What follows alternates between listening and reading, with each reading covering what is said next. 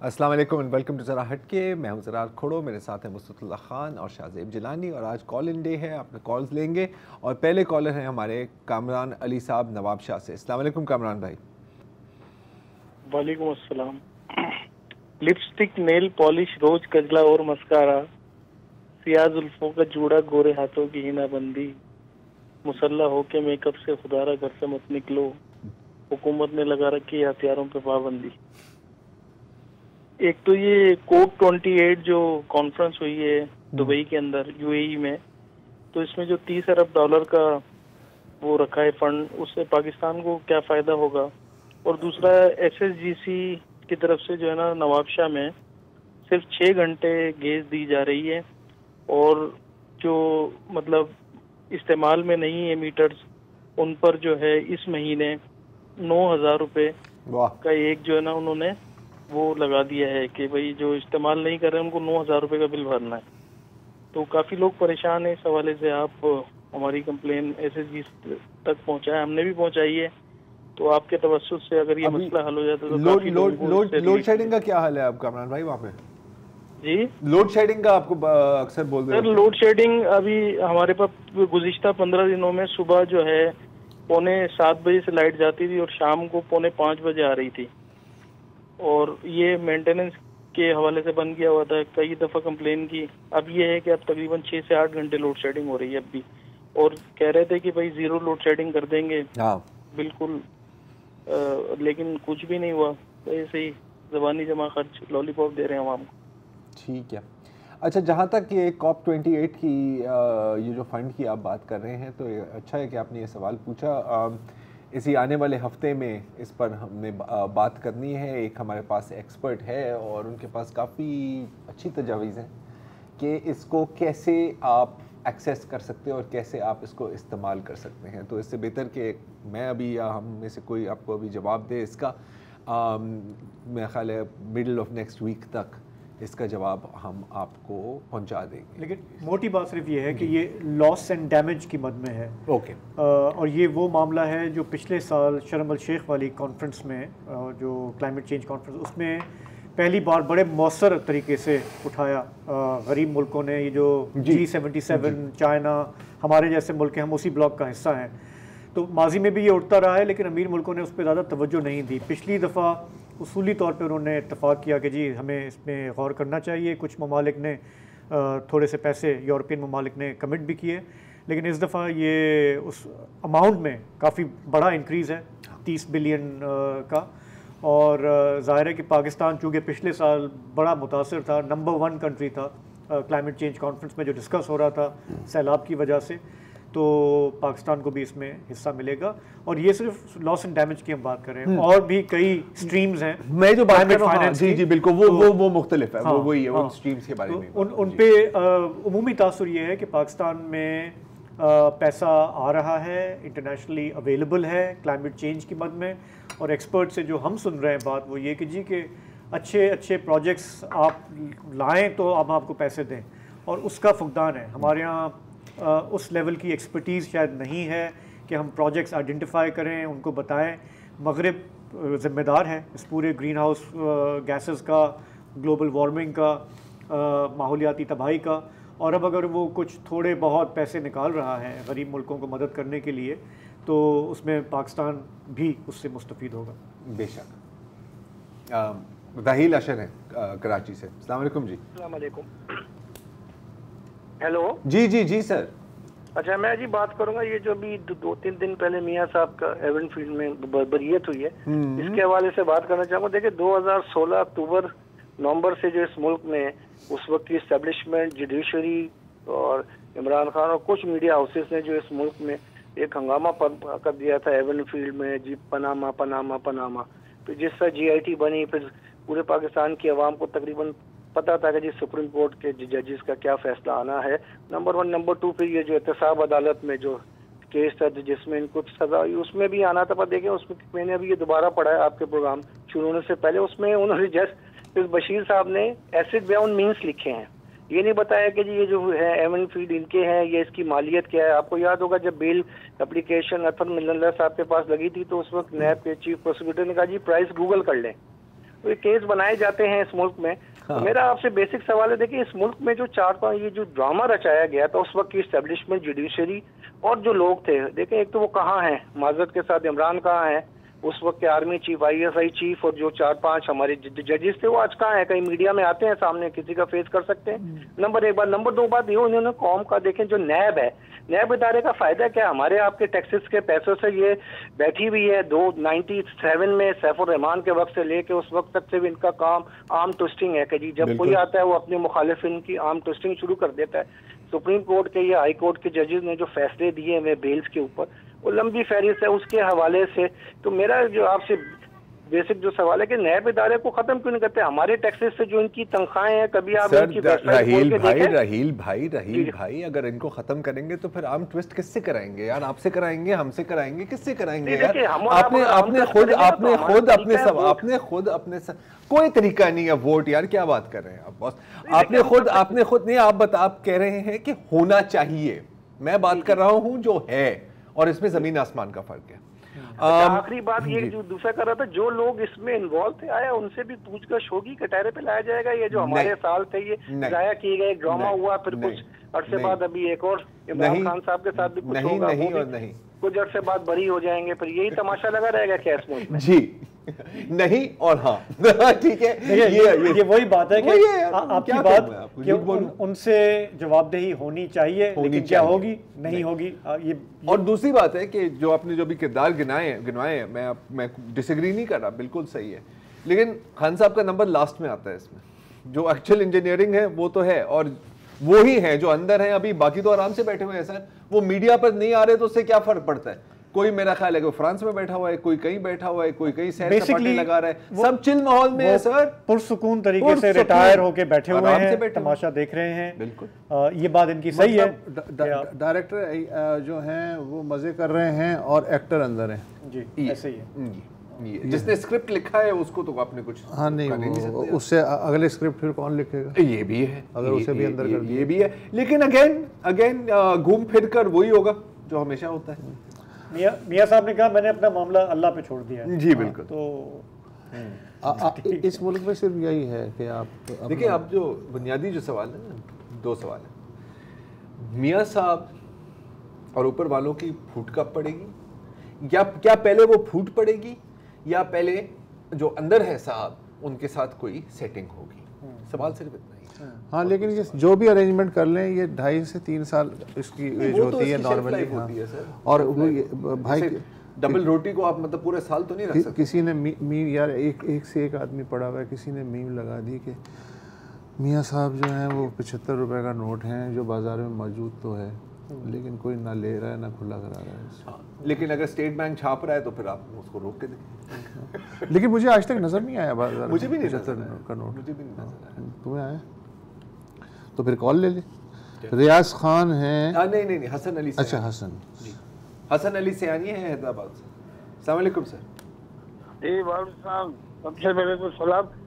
और दूसरी बात ये है कि आप कभी 2 आदमी होते हैं तो वो जरा ना हो, 3 का ग्रुप है ना, वो उसको खत्म ना करे, क्योंकि न्यूमरोलॉजी जो होती है ना वो बड़ी ताकत रहती है। कुरान मजीद में भी है अतीउल्लाह अतीउर रसूल उलुल अमर, आप उलुल अमर के नुमाइंदे हैं, क्योंकि आपका 3 का जो हिस्सा है ना वो बड़ा ताकतवर है। और ये इसी तरह जिस तरह BBC का किसी दफा में वो एक था मार्क टेली, वो साइकिल में हर जगह पहुंच जाता था। अल्लाह ताला आपकी भी शान में इजाफा करे। शुक्रिया। और दूसरा एक ये है कि मैं ये पूछ रहा हूँ, ये जो अभी जो गजा की जंग हुई है इसमें बहुत सारे जो है वो फलस्तीनी मरे हैं, बिल्डिंगें तबाह, सब कुछ तबाह, लेकिन इसका एक जो फायदा है वो हमारा मीडिया या यूं समझे कि हमारे वो जो है जर्नलिस्ट वो हासिल नहीं करे, वो है शिया सुन्नी का इत्तेफाक। इस जंग से शिया सुन्नी जितना आपस में मिले हैं, अब वो सुन्नी देखें, वो फिलिस्तीन देखें टोटली सुन्नी पे है, और दूसरा वो हिजबुल्लाह देखे वो शिया, ये 36 का आंकड़ा एक साथ मिल गए और ये दोनों मिलके जो है काम कर रहे हैं। तो इस पे आप थोड़ा तो देखें, इस एंगल से इसको प्रोमोट करें कि मुसलमानों के 2 धड़े, दोनों हाथ, दोनों बाजू जो है वो एक साथ हो जाए तो एक ताकत बन जाती है।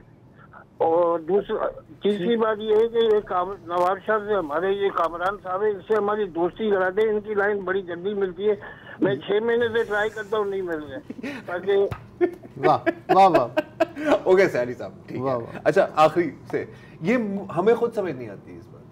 अक्सर मैंने कमरान से यार पता नहीं मुझे, ये तो पता है कि गैस ना आ रही हो तो गैस खींचू आप लगा लेते हैं पाइप पे, उससे गैस आ जाती है, लेकिन लाइन खींचू यार इनके पास है कुछ। एक दफ़ा हमने उनसे पूछा था, उन्होंने कहा था कि अगर 11 बजे प्रोग्राम शुरू होता है ना, ये उससे पहले ही कॉल करके लाइन जो है वो लाइन पे साफा बिछा देते। हाँ, वो ब्लॉक हो जाती है ना, फिर आप सियानी साहब लगे रहेंगे, उनकी लाइन लगेगी नहीं। नहीं यार ये पता है, देखिए हमारे तीनों रेगुलर कॉलर, देखिए कामरान अली, क्या कोई कह रहे रूहानी गेम है, मुझे नहीं पता क्या है, सॉरी, सिंपल सी बात है। अच्छा कामरान मान लो, मैं नहीं मानता। तुम ऐसा करो प्रोग्राम के बाद कामरान को फोन करके वो भी सही नहीं बताएगा ना, वो अपना सीक्रेट बता दिया, उसने ऑफिशियल लाइन बता दी है ना। अच्छा, जहां तक वो पहला सवाल भी इनका वो जो वहाँ ओके कभी दो होते हैं, पाकिस्तान है सर, कभी -1 फॉर्मूला होता है, कभी -2 फॉर्मूला होता है, कभी बंदे को अकेला भी करना पड़ता है, कभी हाँ, मतलब ज़ाती मजबूरियां होती हैं, अंदर की बात बताऊं, कभी एक बंदा थक जाता है, कहता है यार भाई यार आज मैं नहीं आ सकता यार, कभी बीमारी है, कभी कुछ है, बीमारी भी हजार चीजें इंसान है आखिर, हम लोग भी ये भी लगता शायद नहीं होगा, लेकिन इन्हें देख के तो नहीं लगता होगा, मुझे तो बिल्कुल भी नहीं, हरकतें तो इंसानों वाली नहीं है। अच्छा, अगर आप लोगों की चोलें खत्म हो गई हो यार, तो मतलब सफाई पेश कर रहे हैं ना यार, इतना तो बॉस भी नहीं पैसे नहीं मिलते, पैसे तो वैसे ही मिलेंगे, आप कुछ करें ना करें, इसके पैसे नहीं, मैं इसके पैसे कटवाऊंगा। रियाज खान है कराची से। अस्सलाम वालेकुम, रियाज खान बोल रहा हूँ, मॉडल कॉलोनी कराची से। सर जी, अस्सलाम वालेकुम। हेलो जनाबे वाला, कैसे हैं सर, आप लोग ठीक हैं? बिल्कुल सब सेट। अच्छा, नंबर 1 ये है कि मैं आप लोगों का थोड़ा सा टाइम लूंगा। मॉडल का आप लोगों के चैनल के तवस्सुल से हमारे मसले मसाइल भी हल होते हैं, इसलिए मैं उसे उजागर करता हूँ। नंबर 1 ये है कि मॉडल कॉलोनी में का जो पुलिस स्टेशन है उसे वापस मॉडल कॉलोनी में शिफ्ट किया जाए, वो किसी और एरिया में है, काला बोर्ड पे। तो मॉडल कॉलोनी जो है वो लावारिस है, तो इसलिए बराए मेहरबानी IG साहब मॉडल कॉलोनी थाने को वापस शिफ्ट कराया जाए। नंबर 2, हमारे यहाँ इतनी बड़ी आबादी है, लेकिन हम किसी और एरिया में जाके नादरा सेंटर पे लाइनों में लगते हैं, हमारी इतनी बड़ी एरिया है, तो इसके लिए नादरा ऑफिस से भी मेरी ये रिक्वेस्ट है कि मॉडल कॉलोनी में नादरा का ऑफिस खोला जाए। नंबर 3, मेरे एक मसला जो बहुत ज्यादा हमारी गलियों में आजकल आया हुआ है, मॉडल कॉलोनी में आवारा कुत्ते जो हैं वो बच्चों को, बुजुर्गों को और जवानों को काट रहे हैं, जिसकी वजह से आए दिन लोग जिना अस्पताल जाते हैं और वहाँ पे एक लंबा प्रोसेस है, आपने 3-4 दफा जाना होता है, आना जाने में ही हम लोग रह जाते हैं। तो बराए मेहरबानी मेरा KMC जो हमारे जो डिपार्टमेंट है उनसे रिक्वेस्ट है कि इन कुत्तों को यहाँ से कहीं और शिफ्ट किया जाए, ताकि हमें अरे बच्चे और हमारे बुजुर्ग महफूज रह सकें। और एक बात जो एक और करनी है, वो मॉडल कॉलोनी गवर्नमेंट फरियाल स्कूल है, जिसमें तकरीबन 600-700 बच्चा पढ़ता है, लेकिन उसका एक साइड का मेन गेट नहीं है, जिसका दिल करता है गाड़ियां अंदर ले जाता है, अंदर मोटरसाइकिलें चलाते हैं, गाड़ियां चलाते हैं, इसलिए उसका मेन गेट भी लगा दें। ठीक है सर। एक रिक्वेस्ट आपसे, मैंने नादरा के बुजुर्ग के शनाख्ती कार्ड की थी, आप लोगों ने मेरा नंबर भी लिया था, लेकिन मुझसे राब्ता नहीं किया। वो बाबा मुझसे हर रोज पूछता है, तो उसके बारे में आप क्या कहेंगे, बताएं मुझे। तो अच्छा, तो पहले तो एक दफा मैं जरा एक दफा आपने बहुत जल्दी से एक तो पुलिस स्टेशन चाहिए, नादरा का ऑफिस चाहिए, कुत्तों को वहां से निकाला जाए। हंसे क्यों? इन्होंने बिल्कुल सही बात की, इन्होंने कहा कुत्तों को मारे नहीं, वहां से मूव शिफ्ट करें। आई नो लेकिन वो पता है साउंडेड फनी ना यार, but I am really glad उन्होंने ये नहीं कहा। हमारे यहाँ तो लोग कहते हैं पता है वो ओके, मैंने इस तरह नहीं सोचा था, लेकिन you are right. Ayesha Chundrigar की, हाँ, लेकिन वो खुद नहीं शिफ्ट करती ना यार, वो हमें कितने कुत्तों को शिफ्ट करती है।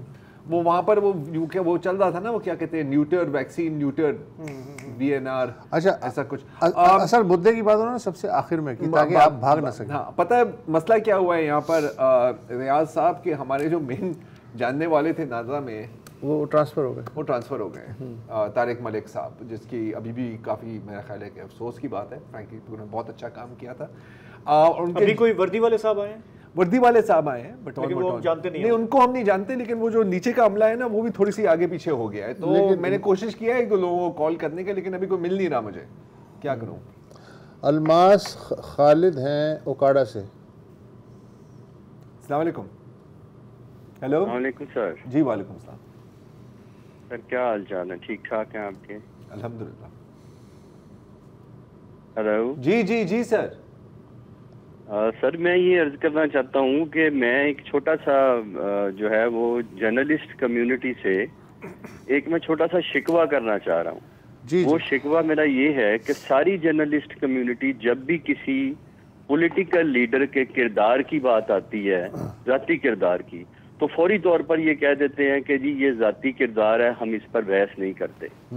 यानी इसका मतलब ये हुआ कि आप आने वाली जनरेशन को ये मैसेज दे रहे हैं कि आपका किरदार जैसा भी हो, आप जैसे भी किरदार में हो जाती तौर पर, आप पाकिस्तानी सियासत के अहल हैं। अब कोई मिसाल देना चाह रहे ये हैं? मैंने जिस भी चैनल पर देखा है, I am not talking about a particular channel and particular personality, but I am saying कि जी आप जब भी किसी की जातियात की बात आती है कि जैसे जाती तौर पर वो बंदा ऐसा है, तो जर्नलिस्ट कम्युनिटी कहती है जी इससे हमारा कोई ताल्लुक नहीं। अच्छा अलमास साहब मैं तो मेरा कहने का मकसद ये है कि अगर आप लोग किसी ऐसे शख्स को कोई भी हमारा रहनुमा कल बनने वाला है, अगर आप ये कहेंगे कि जी उसके जाती किरदार से तो हमारा ताल्लुक ही कोई नहीं, इसका मतलब आने वाली जनरेशन को मैं आप सर एक सेकंड अलमास भाई एक सेकंड पॉज करें, आपकी बात समझ गए। मैं जानना चाह रहा हूं कि जाती कॉन्डक्ट से आपका मतलब क्या है, मतलब किस नौयत की बात हो रही है यहाँ पे? हेलो जी जी जी, मैं कह रहा हूँ किस नौयत की बात हो रही है यहाँ पे जब आप कहते हैं ना कि जाती किसी भी मैं जाती किरदार की बात तो सर जाती किरदार में अगर एक सियासी कोई मिसाल दे दें, नहीं मिसाल दे दें, कोई मिसाल है आपके पास? मिसाल दे दें। देखिए आप मिसाल के तौर पर जैसे हम ये शुरू में ही देखते रहे हैं कि जी इमरान खान साहब की बात होती रही है, तो आप कहते रहे कि जी सारा चैनल कौन सी बात आपसे मुराद मेरी ये नहीं है कि आप सर मैं समझ रहा हूँ वो आपकी बात कर दी है, मैं कह रहा हूँ कौन सी मिसाल, कौन सी बात? क्योंकि देखिए जाती अगर किसी शख्स का जाती किरदार ठीक नहीं है तो ये तो आप देखें, ये आप हमें समझा चुके हैं। देखें बात ये है कि आप जो बात कर रहे हैं उसके बिल्कुल ही बरक्स मिसाल दे रहे हैं। इमरान खान का किरदार तो मीडिया पे उछाला जा रहा है और आप कह रहे हैं कि जी ये जाती किरदार को जो है आप लोग कहते हैं ये जाती किरदार है। नहीं इमरान सर मैं सिर्फ अपनी बात कंप्लीट कर लूं। मैं इमरान खान की बात, किसी भी शख्स की बात अगर हो, सर एक मिसाल तो देनी पड़ेगी ना आपको। अब देखिए जाती किरदार में 100 चीजें आ सकती हैं। जाती किरदार का मसला ये है कि इस मुल्क में किसकी पगड़ी नहीं उछाली गई। भुट्टो साहब जो हैं उन पे कुफ्र के फतवे लगे, खैर कुफ्र के फतवे तो मोहम्मद अली जिन्ना साहब पे भी लगे, कुफ्र के फतवे तो अल्लामा इकबाल पे भी लगे। फातिमा जिन्ना के बारे में क्या क्या नहीं कहा गया, मोहतरमा बेनज़ीर भुट्टो के बारे में, नुसरत भुट्टो के बारे में, नवाज शरीफ के बारे में, कौन बचा है इस मुल्क में जिसकी पगड़ी नहीं उछाली गई? तो मुझे ये बात आपकी अजीब सी लग रही है कि सहाफ़ी लोग जो हैं वो ये कहते हैं कि जी ये ज़ाती किरदार है, छड़ने पड़े। काश ऐसा हो सके कि सहाफ़ी ये कहना सीखें कि ठीक है आप पॉलिटिक्स की बात करें और लेकिन जाहिर है कि जो पब्लिक फिगर है अमेरिका में भी या वेस्टर्न जो कंट्रीज़ हैं, बरतानिया वगैरह में भी, अगर आप एक सेंसिटिव ओहदे पे जा रहे हैं तो चूँकि आपने ख़ुद को पब्लिक में पेश कर दिया है तो उसकी तो छान फटक होती है, वो करते हैं। लेकिन उसका भी एक कोई लेवल होना चाहिए, वो कोई पस्त तरीन जगह लेवल पे नहीं आना चाहिए। हम अक्सर जज्बाती अभी वही बात है ना यार कि देखो बचपन में अगर आपने बबल गम चोरी की है, हाँ, या फिर आपने आगे जाके 10 लोगों को कत्ल किया, अभी जमीन आसमान का फर्क। हाँ बिल्कुल जमीन आसमान अच्छा, का फर्क और अब तो ये भी नहीं पता चलता कि कौन सा झूठ मैन्युफैक्चर्ड है और कौन सा जो है ओरिजिनल है। ऐसे मसाइल चल रहे हैं। तो ये कोई लैंड माइन वाली फील्ड है, कोई सादा फील्ड नहीं है। एक वक्फा ले लें।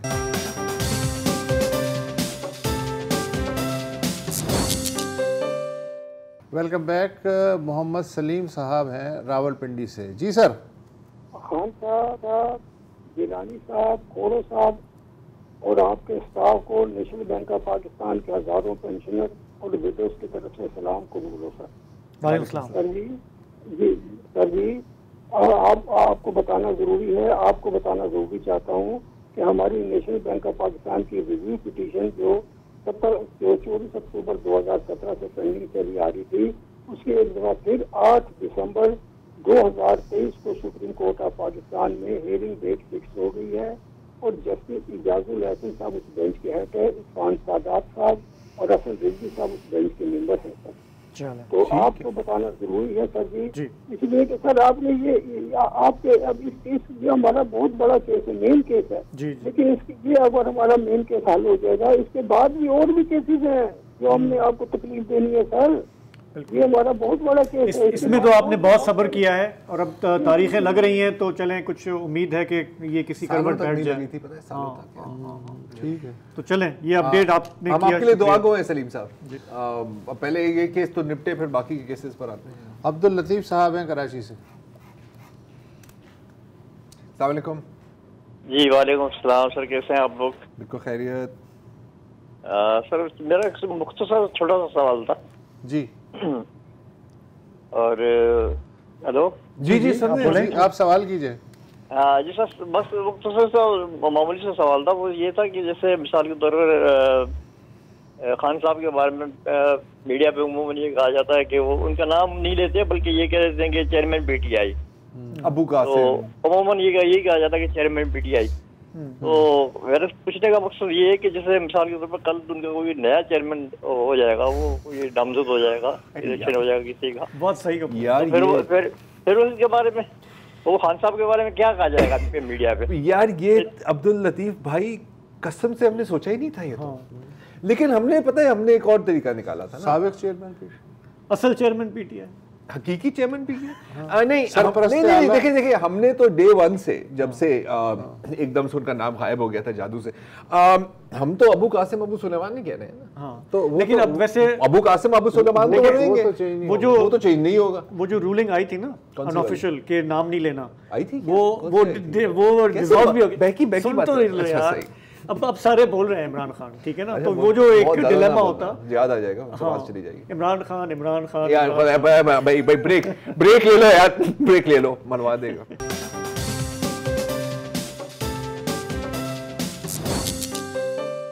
प्रोग्राम में वापस खुशामदीद। आपकी हम कॉल्स ले रहे हैं। कराची इस्लामाबाद से कॉलर्स लाइन पर हैं, लेकिन पहले चलेंगे सियालकोट जहां से मोहम्मद तारिक साहब हमें ज्वाइन कर रहे हैं। अस्सलाम वालेकुम।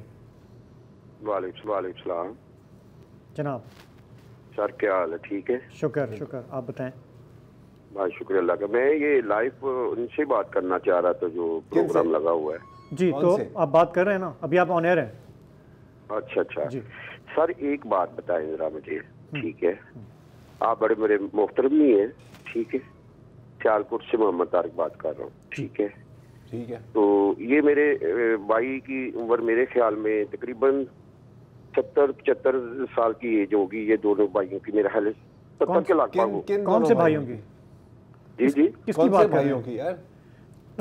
तो बात ये है कि भाई नहीं एक मिनट तारिक भाई, थोड़ा वजाहत तो करें ना, साफ बोलते चलें, क्या कहना चाह रहे हैं, किसकी बात कर रहे हैं?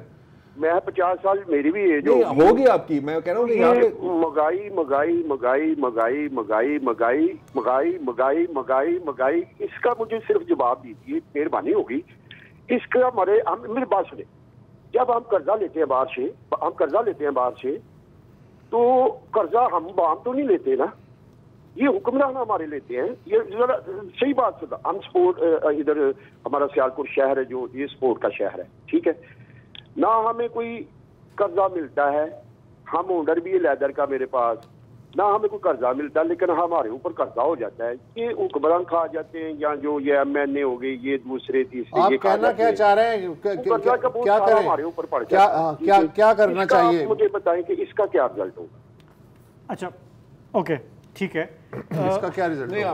रिजल्ट जो मैं आपकी बात समझ पाया हूँ, आप कह रहे हैं कि हमारा मुल्क कर्जी है, ठीक है, और जब आम आदमी कर्जा लेने जाता है तो उसको कर्जा नहीं मिलता, ये कह रहे हैं? नहीं, उसकी तो बात ही नहीं की। उसने कहा कि यार कर्जा वो लेते हैं, हमारे पर क्यों आता है? हाँ तो वो पूरी कौम पर वो जाहिर है कि जो बच्चा पैदा हो रहा है वो भी मकरूज है। रोमानिया के लिए कर्जा लेंगे या कजाकिस्तान के लिए? जाहिर है पाकिस्तान के नाम पे ही लेंगे। अब ये एक अलग बात है कि वो खर्च कहाँ होना चाहिए और खर्च कहाँ होता है, इस पे तो बात हो सकती है। दूसरा ये क्योंकि सियालकोट से कर रहे हैं, ये एक्सपोर्ट्स की बात कर रहे थे, तो आई थिंक इन अ वे शायद वो ये भी कह रहे हैं कि अगर हम ट्रेड करते तो शायद हमें इतना ये डिपेंडेंस ना होती कि हम कर्जे लेके मुल्क चलाते। हो सकता है। और ये सियालकोट से मुझे हैरत है कि क्यों ऐसी बात कर रहे हैं, इसलिए कि सियालकोट वाले तो इस बात को घास ही नहीं डालते। उन्होंने अपना एयरपोर्ट बनाया हुआ है, उनके अपना जो है वहाँ फ्लाइट्स आती हैं, उन्होंने बड़ा हुकूमत पे तो मेरा ख्याल है ये एक कनेक्शन बना रहे हैं कर्जे और महंगाई को। महंगाई को 10 बार तो बोला यार। वो कौन से दो भाई हैं जिसकी में एक की उम्र 70 साल है और एक की 75? भैया मैं तो इनमें से नहीं हूँ।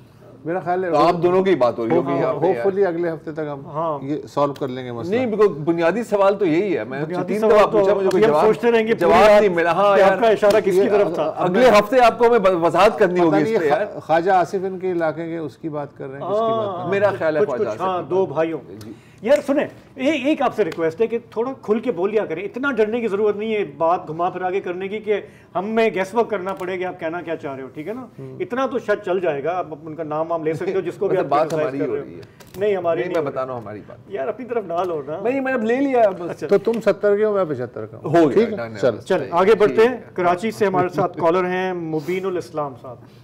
अस्सलाम वालेकुम। वालेकुम अस्सलाम जी भाई, पहले तो मैं आपने जब जंग हो रही थी यूएनओ का जिक्र किया था तो बड़ी वसतुल्लाह साहब आपकी तवज्जो जाऊँगा। मुख्तार सूफी साहब की किताब में हीरनगंज के मुशायरे का 3 लाइनें पढ़ता हूँ ज़रा। आप 3-4 जगह इन्होंने ज़रा दम लेने के लिए रफ्तार कम करने की कोशिश की या अपनी मर्जी से मुड़ना लौटना चाहा तो कुत्ता किसी तरह राजी न हुआ। हर मोड़ पर गली के कुत्ते चारों तरफ से इन्हें और इसे घेर लेते और खदेड़ते हुए दूसरी गली तक ले जाते। इसके बैनुल-क़वाई सरहद में दूसरे ताज़ा दम कुत्तों का चार्ज ले लेते। कुत्ता बड़ी बेजिगरी से तन्हा लड़ रहा था। जब तक जंग फैसला खुद तरीके से ख़त्म ना हो जाती या कम अज़ कम आर्जी संगबंदी ना हो जाती, बसूरत दीगर दूसरी गली के शेरों से असर-ए-नौ मुकाबला शुरू हो रहता। वो यूएनओ की तरह बीच में खामोश खड़े देखते रहे। तो यही उनकी किताब कर रहा है कि भाई चारों तरफ से कुत्ते यलगार थे और वो यूएनओ की तरीके से जो फलस्तीन में हमारे यहाँ हो रहा है। ठीक है जी, बात बड़ा अच्छा। आपने एक बड़ी बात कही, अक्सर कहते हैं कि कबूलियत, क्या आप बता सकते हैं कि इस मुल्क में जो हमारी तो तारीखी बड़ी मुख्तसर है कि कभी किसी मकबूलियत को कबूलियत मिली है? फातिमा जिन्ना और कायदे आज़म से लेके मौजूदा हालात नहीं मिली। इसका मुख्तसर आपने मुख्तसर बात की, मुख्तसर जवाब है नहीं मिली। Thank you so much for call. अब कौन है? सलमान जाफर है। सलमान जाफर साहब हैं इस्लामाबाद से। जी सर। जी अस्सलाम वालेकुम। वालेकुम अस्सलाम। मैं सलमान जाफर बात कर रहा हूँ इस्लामाबाद से जी। तो मुझे असल में थोड़ा सा एक बड़ा सा दुख सा होता है कि मैंने देखा है बड़े छोटे छोटे से मासूम से बच्चे जो होते हैं ना, वो कांधे पे थैलियाँ या बोरियाँ टांगे जो है ना रोडों पे जो है ना वो कचरा जमा करके फिर रहे हो जी। तो जाहिर सी बात है मुझे अफसोस होता है। मैं सोचता हूँ यार देखो हमारे पास तो पता नहीं ऐसा मुल्क में क्यों ऐसा निज़ाम नहीं है, जबकि हमारे पास मुर्गियाँ पालने के लिए पोल्ट्री फार्म है, गाय भैंसे पालने के लिए डेयरी फार्म है। तो हमारे यहाँ क्यों कोई ऐसा नहीं करते कि हमारे मुल्क में कोई ऐसा फार्म हाउस बना दिया जाए जिनको जहाँ इन बच्चों को अच्छी तरबियत दी जाए, तालीम दी जाए, ताकि ये माशरे के अच्छे शहरी बन सके। अच्छा, बिल्कुल होना चाहिए। खास दर्दनाक किस्म की दर्दनाक तो है और बात भी बिल्कुल 100% दुरुस्त है। अगले कॉलर हमारे साथ जहांजेब खान साहब हैं लाहौर से। जी अस्सलाम वालेकुम। जी वालेकुम अस्सलाम।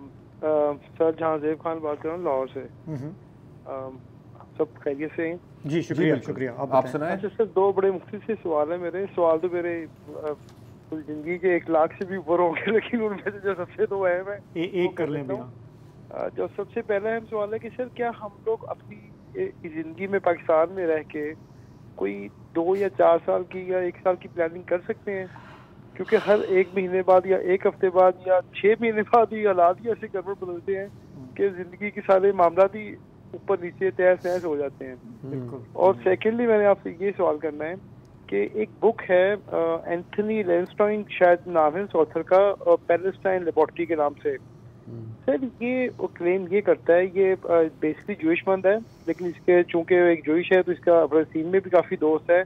तो इसकी बुक में इसने ये क्लेम किया हुआ है कि भाई ये जो वॉर होती है ये इसी तरह चलती रहेगी, क्योंकि ये एक लेबोरेटरी बनाई हुई है पैलेस्टाइन को इसने इसराइल में। अपने सारे जो भी लेटेस्ट जो ये एक्सपेरिमेंट करता है अपने, और जो भी इसकी टेस्टिंग, इसने एक लोगों को टेस्टिंग वो बनाया हुआ है जगह, अपने हथियारों को टेस्ट करता है और फिर लाइव वीडियोस के साथ इसको मार्केट में ये सेल आउट करता है तो सर इसके बारे में प्लीज थोड़ी सी रोशनी डालिएगा। Thank you. नहीं बिल्कुल सही कहा है।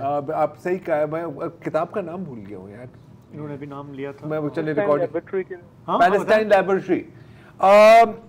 यार सलमान साहब अभी अगले हफ्ते जब हमारा शो होगा ना तो आपको एक और वो जो AI और टेक वाली जो बात है ना, अब मामला इससे भी 10 हाथ आगे निकल गया है, लेकिन ज़ाहिर हम अभी उस पर बात नहीं करेंगे। अगले हफ्ते ज़रा देखना।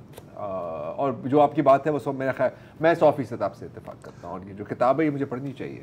राव नवेद साहब हैं इस्लामाबाद से। जी अस्सलाम वालेकुम। नहीं वो सुनते नहीं। वालेकुम सलाम वसतुल्लाह खान साहब, अस्सलाम वालेकुम। वालेकुम सलाम। सर मैं राव नवीद एडवोकेट कर रहा हूँ इस्लामाबाद। जी जी सर मैं अफेक्टी हूँ टेररिज्म का। मेरे वालिद साहब शहीद हुए थे इस्लामाबाद के चेरी हमले। जी तो सर ये जो सब आप मुसलसल बहुत खूबसूरत गुफ्तगू कर रहे हैं जिस दिन से आप हैं इस गजा की पट्टी पे, जी क्या दहशतगर्दी जो पाकिस्तान में गलत होती है वो इसराइल में जाके सही हो जाती? सिर्फ इतना सा सवाल है मेरा आपसे। अच्छा, किस दहशतगर्दी की आप जिक्र कर रहे हैं? ये हमास का हमला, हाँ। दहशतगर्दी। सर जब इसके लिए तो सर फिर सॉरी कह रहे हैं जी उस दिन सुबह जो 7 तारीख को हमास ने हमला किया, क्या वो दहशतगर्दी नहीं थी? डिपेंड करता है कि आप उसको किस पर्सपेक्टिव से देख रहे हैं। मेरा ख्याल है कि यहाँ की सिचुएशन और वहाँ की सिचुएशन में एक ज़मीन आसमान का फ़र्क है, क्योंकि अगर आपने सही से गिनती शुरू करनी है ना सर, तो फिर आपको 1948 से वो गिनती शुरू करनी होगी। फिर आपको ये भी देखना होगा कि उस हमले से 2 दिन पहले था, 3 दिन पहले क्या हुआ था। हर एक चीज़ का एक बैकग्राउंड तो है। 6 अक्टूबर को कौन दहशतगर्दी कर रहा था ये भी देखना पड़ेगा। वक्फा ले लो।